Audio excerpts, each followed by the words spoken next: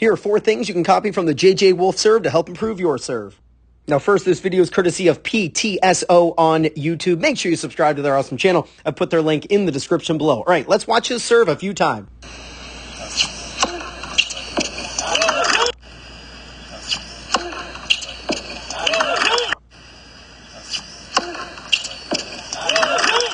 Just an absolutely gorgeous serve. All right, let's check this out. First, look at his racket face. See how it's open? Make sure at the beginning of your serve that your racket face is slightly open. If you're using a true continental grip and you're right-handed, your strings will be facing up to the left. And if you're a lefty, they'll be facing up to the right. That's because when you use a continental grip, it angles the racket face slightly open. Make sure of that. And if you're struggling and you keep going back to your forehand grip, change this and have your strings facing slightly up. I bet you it helps you to keep a continental grip. The next thing is I want you to watch his body movement. Watch how he's leaning forward. Now watch, he rocks back and then goes forward again. Now he's using a pinpoint stance. So he goes back and then forward with his body weight. But I want you to watch when he releases the ball, he brings this back leg up, but watch how he gets into his deepest knee bend when his back foot comes forward. This is really important. You want to rock back, then forward again after you toss, but watch how his back foot, when it comes up, JJ is in his lowest point where he's about to explode up.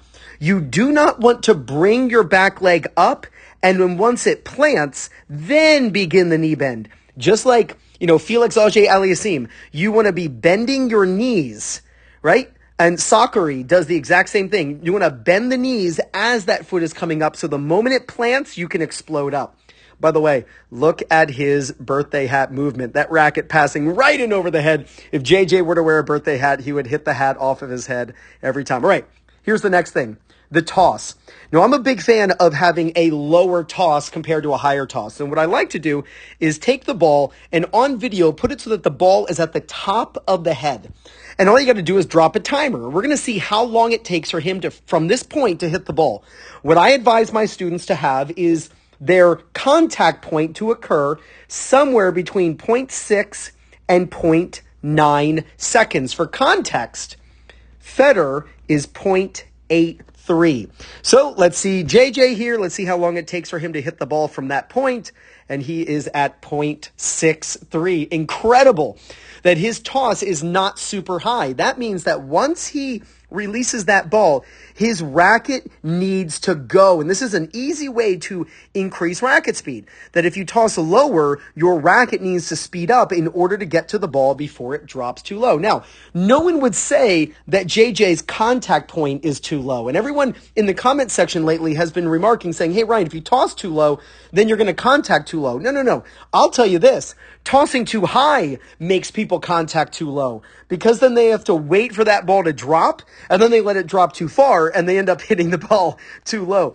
Notice his toss, the ball barely drops. There's the peak and that ball drops 5 inches. I mean, it barely drops, so it's pretty cool.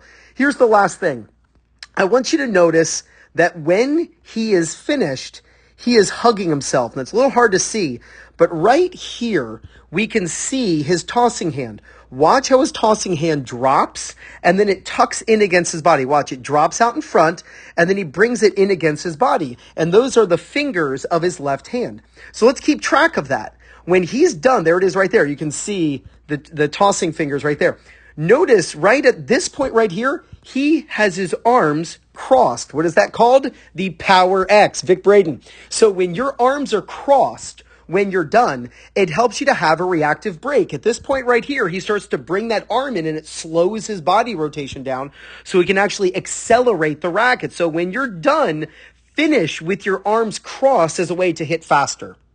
Now, if you're looking for people in your local area to play against and practice with, or if you want to find a coach who's close to you, use my link in the description.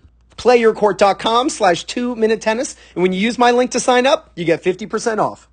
So start with your racket face slightly open, lean back, and then come forward with your weight. And if you're a pinpoint stance server, when you bring the back foot up, be in your deepest knee bend at that point. Toss relatively low and use that toss timing. If you're a coach, Make sure that you have an app on your phone that allows you to measure the timing of your student's toss. That way you can actually measure how high their toss is. And when you explode up into the serve, make sure you hug yourself and you will absolutely bomb the serve. So work on these ideas and there's no doubt you're going to gain confidence, win more matches, and play much better tennis. This is Ryan Reedy from 2minutetennis.net. You got this.